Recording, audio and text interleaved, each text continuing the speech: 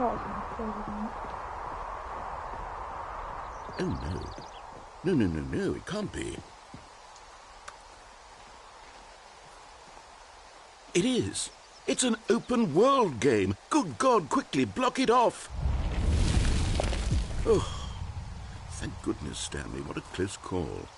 You nearly wandered off into that thing. That big, open, just wandering around. No right or wrong directions. No path to follow. You can just go in any... Oh, thank heavens we avoided it. We're out of the woods now, Stanley. Okay, I'm going to get us out of here. Let's find another game. Preferably something with walls. Something with nice, big, insurmountable walls. Okay, I think this will be just the thing.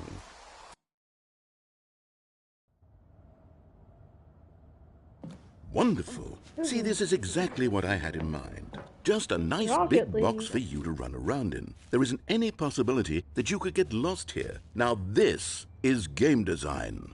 Stanley, if you manage to get lost in this game, I will be phenomenally impressed. Okay, so what exactly do we do here? Let's see. There are lots of cars here in the back, but obviously there's no racetrack. Okay, I'm seeing that there's a ball of some kind back here. Is this game sports ball? Stanley, I think it's sports ball. Oh, what fun. We shall run the bases and do a touchdown together? Yes, I think surely we must. Okay, Stanley, here's the ball. Have fun.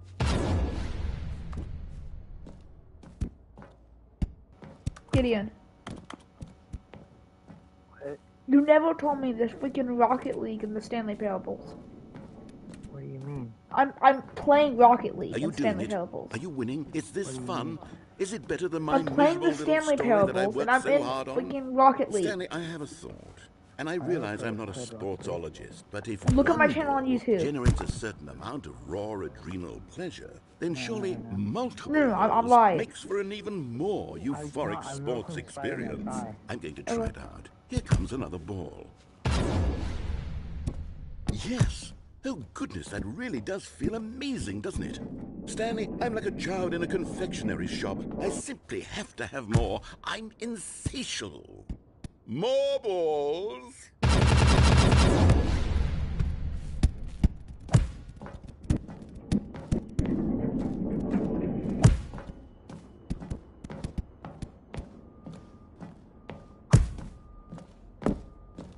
Are you enjoying this, Stanley? Are you having fun? Is this a real video game? Well, I sure hope you're having a good time, because guess what? It's over.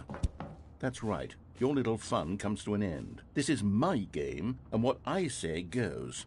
You get to have fun when I let you, Stanley. Besides, you need someone like me to set boundaries for you. Without rules or boundaries, video games are nothing. Yes, that's what I am. I'm structure. I'm your sense of purpose. And since you decided you didn't want to play my game, now I don't want to play with you either. So, goodbye, Stanley. I'm leaving. See how you like it when I'm not around to set the rules. Somehow, I don't think you'll enjoy it as much. But who knows? You're an inventive kid. You'll come up with something. After all, you're the one who knows best. Take care, Stanley.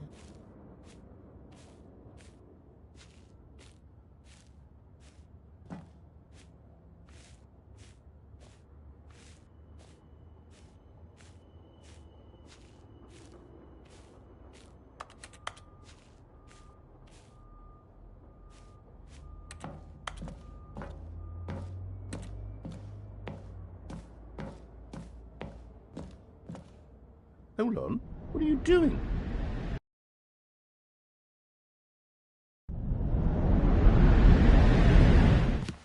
Stanley, don't do that. I can't follow you there. I can't help you. How will you write a story without me? You can't do it. You know that. Stanley, come back.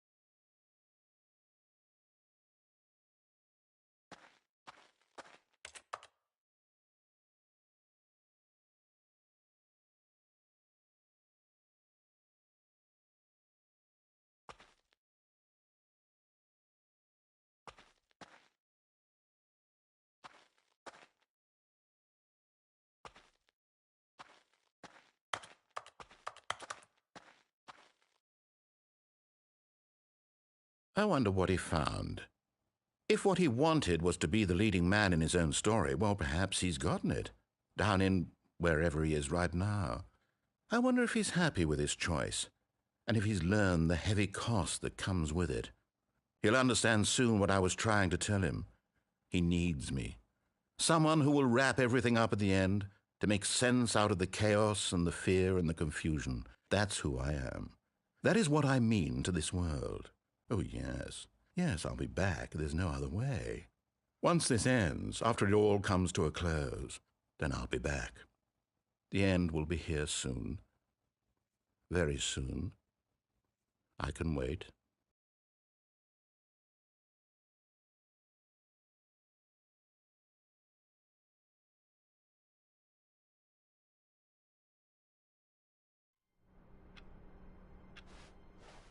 All of his co-workers were gone.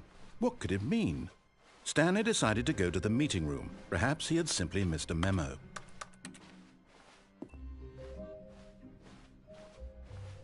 When Stanley came to a set of 2 open doors, he entered the door on his left.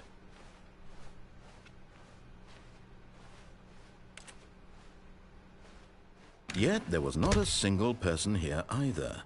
Feeling a wave of disbelief, Stanley decided to go up to his boss's office, hoping he might. Coming to a staircase, Stanley walked upstairs to his boss's office. But Stanley just couldn't do it. He considered the possibility of facing his boss, admitting he had left his post during work hours. He might be fired for that. And in such a competitive economy, why had he taken that risk? All because he believed everyone had vanished? His boss would think he was crazy. And then something occurred to Stanley. Maybe, he thought to himself, maybe I am crazy. All of my co-workers blinking mysteriously out of existence in a single moment for no reason at all? None of it made any logical sense. And as Stanley pondered this, he began to make other strange observations. For example, why couldn't he see his feet when he looked down? Why did doors close automatically behind him wherever he went? And for that matter, these rooms were starting to look pretty familiar. Were they simply repeating? No, Stanley said to himself, this is all too strange. This can't be real. And at last, he came to the conclusion that had been on the tip of his tongue. He just hadn't found the words for it. "I'm dreaming!" he yelled. "This is all a dream." Oh, what a relief Stanley felt to have finally found an answer, an explanation. His co-workers weren't actually gone. He wasn't going to lose his job. He wasn't crazy after all. And he thought to himself, I suppose I'll wake up soon. I'll have to go back to my boring real-life job pushing buttons. I may as well enjoy this while I'm still lucid. So he imagined himself flying and began to gently float above the ground. Then he imagined himself soaring through space on a magical starfield, and it too appeared. It was so much fun, and Stanley marveled that he had still not woken up. How was he remaining so lucid? And then perhaps the strangest question of them all entered Stanley's head. One he was amazed he hadn't asked himself sooner. Why is there a voice in my head dictating everything that I'm doing and thinking? Now the voice was describing itself being considered by Stanley, who found it particularly strange. I'm dreaming about a voice describing me, thinking about how it's describing my thoughts, he thought. And while he thought it all very odd and wondered if this voice spoke to all people in their dreams, the truth was that, of course, this was not a dream. How could it be? Was Stanley simply deceiving himself, believing that if he's asleep, he doesn't have to take responsibility for himself? Stanley is as awake right now as he's ever been in his life. Now, hearing the voice speak these words was quite a shock to Stanley. After all, he knew for certain, beyond a doubt, that this was in fact a dream. Did the voice not see him float and make the magical stars just a moment ago? How else would the voice explain all that? This voice was a part of himself too. Surely, if he could just... He would prove it. He would prove that he was in control, that this was a dream. So he closed his eyes gently, and he invited himself to wake up. He felt the cool weight of the blanket on his skin, the press of the mattress on his back. the fresh air of a world outside this one. Let me wake up, he thought to himself. I'm through with this dream. I wish it to be over. Let me go back to my job. Let me continue pushing the buttons. Please, it's all I want. I want my apartment and my wife and my job. All I want is my life exactly the way it's always been. My life is normal. I am normal. Everything will be fine. I am okay.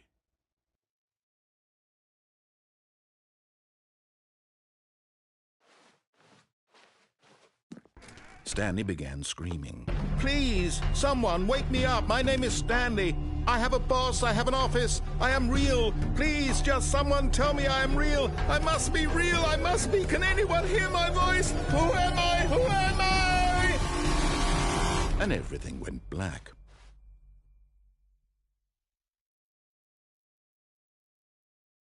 This is the story of a woman named Mariella.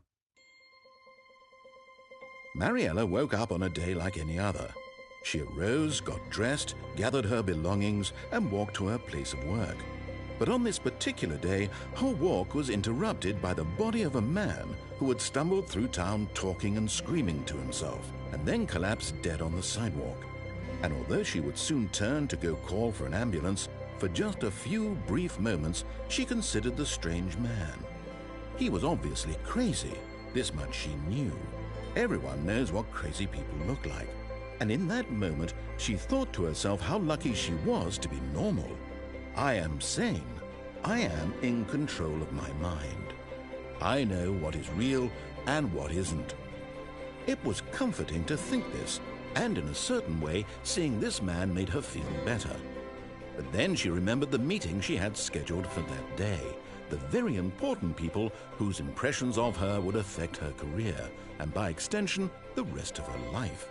She had no time for this, so it was only a moment that she stood there, staring down at the body. And then she turned and ran.